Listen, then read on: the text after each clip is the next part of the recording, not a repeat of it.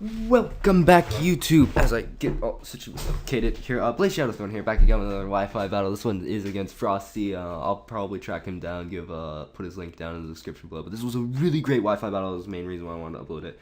I'm using a lot of new Pokemon. I recently found out I can clone Pokemon, so I became an official cloner on Showdown. You know, very exciting stuff. I feel so proud of myself. I have a title because there's the approved cloner list. My name's up there. It's like the first thing my name's ever been up on something official like this. So, anyway, I lead off with Weavile because I figured it was my best lead because I can fake out anything he wants, and then if the switch is appropriate, I can hard switch out like I do right there. So I fake out the Manectric, just get a little bit of chip damage off.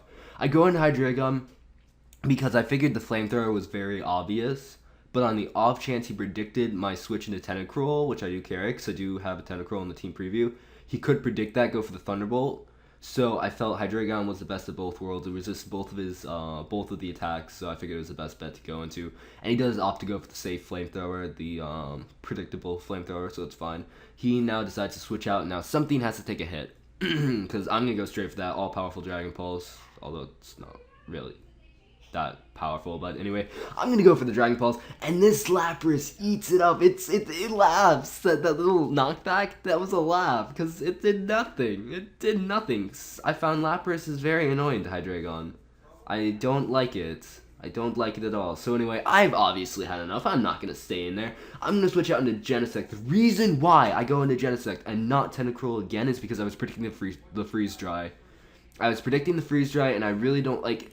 I know it could have taken a freeze dry. I could have taken a freeze dry very well, but I didn't want to take super effective damage. So I failed the Ice type move, fairly obvious. Genesect, you can eat it up and then retaliate with something really strong like the Energy Ball. Because Energy Ball got a buff this gen, and it was amazing. And now it's like so awesome because now, you know, Genesect, you have a purpose. You can kill Rotoms now. You can kill the lead Rotoms with Energy Ball. So it's amazing. It's pretty cool. So I'm gonna just do, 2-hit KO the Lapras with Energy Ball, which is pretty awesome. So now I don't have to worry about the Lapras, and now Hydreigon, if it comes in and it forces a switch, something on his team is going to die or take half health. So the way he brings in this Flygon makes me believe that it is Scarfed. And most Flygons are either Scarfed or Banded. And so I go into my Ferrothorn baiting to see if he has a Fire Punch. Because if he has a Fire Punch, I could have a problem. But he just goes safe for the straight safe Earthquake. That's fine by me. He's obviously not going to want to stay in there, so that does lead me to believe that it's Scarfed based on the damage roll. So I'm going to take the opportunity, set up a layer of spikes, because I know he's not going to stay in, and instead of going for Leech Seed, which I did a couple games ago, I went for Leech Seed, and if I went for spikes, I could have won the game, probably. So, you know, I felt going for spikes, good idea. So now he's going to actually predict my Tentacruel to come in. So once again, Hydreigon comes in, and this time he does go for the Thunderbolt, and then he goes for Discharge, which I found was pretty funny to have both Discharge and Thunderbolt. He gets a crit, and then he gets the para, the 30% paras. No complaints, but, you know, I would have been complaining if I got him fully para there, cause, you know, the triple hacks, but no, I did hit through para, so, you know, it's not that big of a deal. And I'm just going to die right there anyways, you know. Mega Manectric's pretty fast anyway, so the para really didn't matter in the sense that I could have outsped. So now I'm going to bring in Weavile just to fake out and just to basically fake out and get a free kill for Weavile. But obviously he doesn't want to do that. I honestly would have just let it die just because if he comes in on spikes damage, he's dead anyways. Like the only reason to have it is for Death Fodder basically. So I'm going to go for a fake out. Nice fat fake out, and now right here I predict him to predict me to switch out and go for a Dragon Dance, which is exactly what happens. I nailed that prediction, which, you know, I'm feeling pretty happy about myself right now. That was a pretty cool prediction, and really no Weaviles carry taunts, you know. It was pretty unexpected. I'll probably get rid of it soon, but, you know, it was the best move I have. The Weavile's like level 20 right now, so, you know, can't expect too much. So, no, I go into Ferrothorn, basically his Death Fodder, just trying to get as much Rocky Helmet and Recoil at the same time. I was thinking to myself, now he's going to go for a Drain Punch. Let's go into Ferrothorn, because, you know, Ferrothorn's bulky and stuff like that. And then I was like, oh, wait, he's going for a Drain Punch. He'll get HP back. God damn it. Blaze, you're so stupid. But anyways, fortunately for me, though, between the Rocky Helmet, the Iron Barbs, and the Life Orb Recoil, he is losing more HP than he is gaining back with the Drain Punch.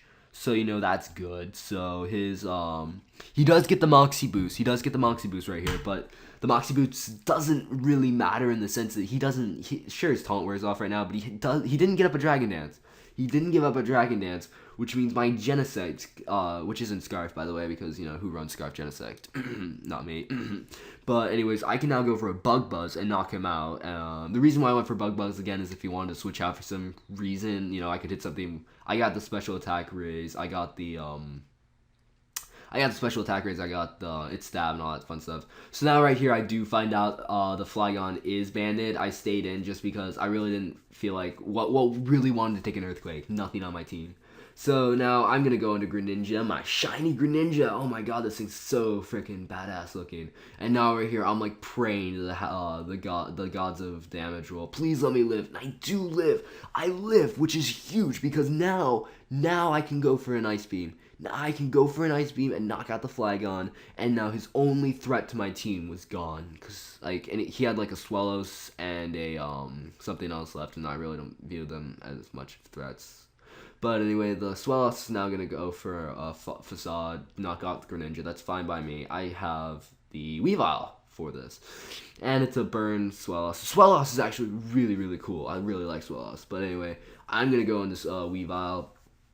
And he obviously doesn't want to stay in because risk the speed tie, because I did actually calc this and they have the exact same space speed. I'm guessing his is Jolly as well as mine, and that I'm gonna see they're both Jolly, and I have max IVs in speed. I did check for this Weavile. It was a toss up between the one with max attack and max speed. I think I did choose the one with max speed.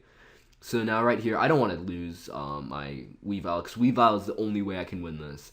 So I'm going to switch out, go into my Tentacruel, absorb that hit like it was nothing at all. Oh, so delicious. So right here, he does decide to go for a Dark Pulse, which sucks for me because I actually went for a knockoff. Just wanted to get rid of his item, and it turns out he was carrying the King's Rock, which, I thought that was kind of dickish. And then I realized that my own Greninja was carrying the King's Rock because I really had nothing better to give it. And so I immediately felt like a dick for calling him a dick. Like, I didn't call him a dick, but I was certainly thinking about it. But anyway, now I'm going to go for the poison. I do get the 30% poison hacks, which is pretty cool, which kind of makes up for the little bit of hacks I had earlier with him, him and the Paras and stuff like that. But overall, it really didn't matter too much, I don't think. So that is fortunately going to be enough to knock out the Greninja. And now I'm looking pretty good because, it's 2v1. He's going to bring in his Swellows. His Swellows is going to knock out my Tentacruel. That's fine by me. I really didn't need it anymore. And so now it all comes down to this. It all comes down to the speed tie. If I can win the speed tie and hit my Icicle Crash, I win the game because Weavile can knock out a Swellows because it's a super effective hit, and then his Manectric dies to Spikes. So it's GG. And even if it didn't live, if he lived on like 1 HP, I do carry quick attack, so it's all good. So right here, it all comes down to the speed tie. Who's gonna win? Who's gonna win? And he wins the speed tie. He wins the speed tie, hits me with a Facade, and I die. Fun times. So I probably should have carried. I really wanted to put like a sash on that Weavile, but I don't have a sash right now. I'm gonna have to go through the battle maison, get some battle points, buy a sash, buy a life orb, and then start cloning those for more. But yeah, that was the battle. It was a really close battle. All came down to a speed tie. So basically, it was a 1-0. Basically, it was a 1-0 because I don't count the Manectric. It's being a Pokemon. Since if it comes in, it dies. Basically, an entry hazard. So that was the battle. So thank you for watching. Hope you enjoyed my battle. I hope you enjoyed my narration, and I'll see you all next time. Bye.